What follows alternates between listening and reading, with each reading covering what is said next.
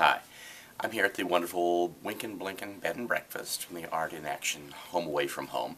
And what I wanted to do is just show you one little thing we did in the Cambridge Springs residency that actually doesn't have anything or much to do with Art in Action, but came out of Art in Action. And it's not really art, but it's related to what we did as art in the classroom. So what we were doing is we were working with Marianne Burchard's kids, and they were creating their own teaching videos. So they were doing math problems, they were deciding how to film them, and then they were watching them. And I thought, well, these kids are learning math as they plan and as they do the video, and they're reviewing as they watch it. So I started thinking of other ways we could get kids to review content and maybe even create their own test materials so they could follow that process. And in the years I was doing theater, I would use a computer programming language you could use text, we could do images, things like that. So I thought, I'm going to create a test kids could create for themselves. And I did.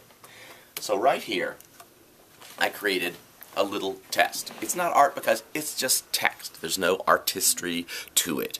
But as I got to thinking about the idea of this, the kids would create up to 10 questions for themselves. They could choose 10 or 3 possible answers, and they could click on the right answer. They could do some research and put that in the explanation field. And then I realized if I did this, then Joe or Marianne would have to proof 10 questions for every kid, so 250 questions per class, or 1,000 questions for all the 4th graders. So I went, that's not going to work. So I just made it for the teachers.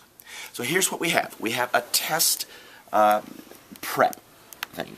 So the teachers basically add a question. What is my name? Where's my question? There we go. And possible are Walter, I could be Bob, or I could be Rand. And the explanation is my parents named me Rand.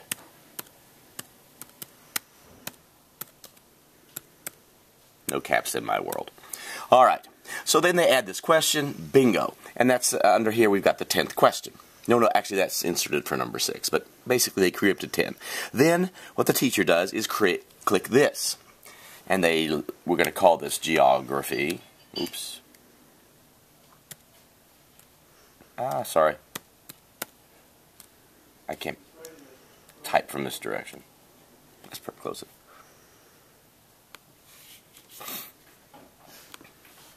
And the teacher is done. That's all they have to do. Now we go to the kids. And we click, okay kid, let's get started. Click me.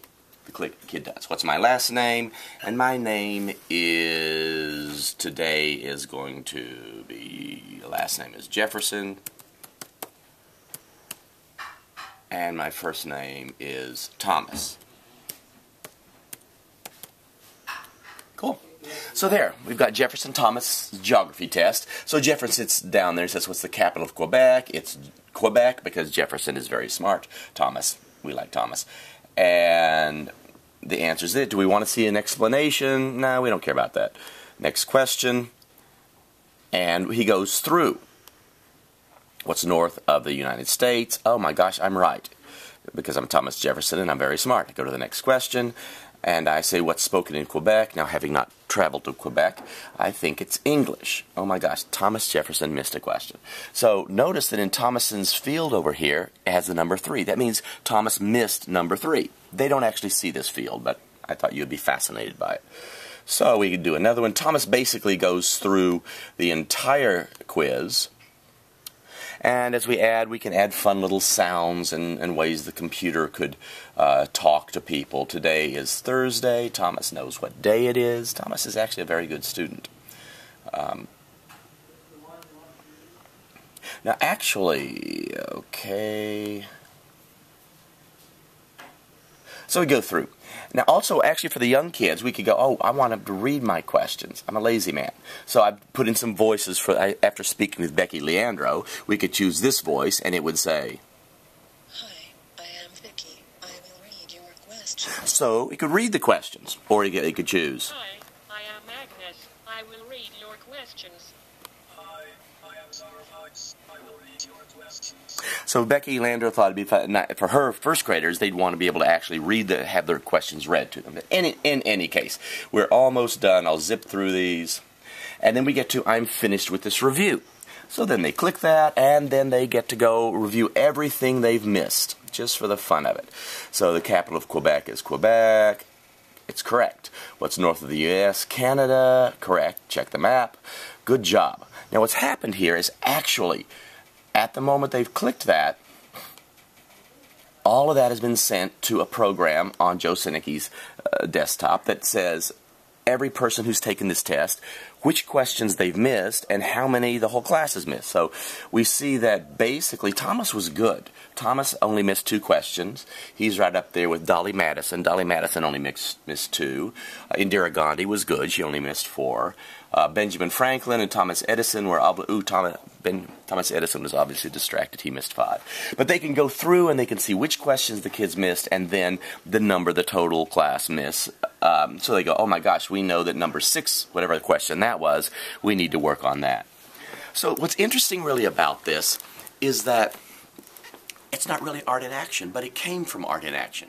It came from observation of what we were doing in class, conversations with the teacher, and it's kind of spread out beyond art in action because right now I show this to the 4 6th grade teachers and to Becky Landro, and all are going to use it now. So I'm going to adapt it a little bit, so we have 4 or 5 teachers using this now. I'll go back next Tuesday and show it to the faculty and see who else wants to join it. And as the teachers work with it, we add and change the program to tailor to them. So it's really cool because it's again something that grew out of an Art in Action program. It's not Art in Action, but it shows what the experimentation and exploration we're doing, how that brings about something that wasn't intended. That's it. Just a fun little thing to show. That's it. Bye-bye.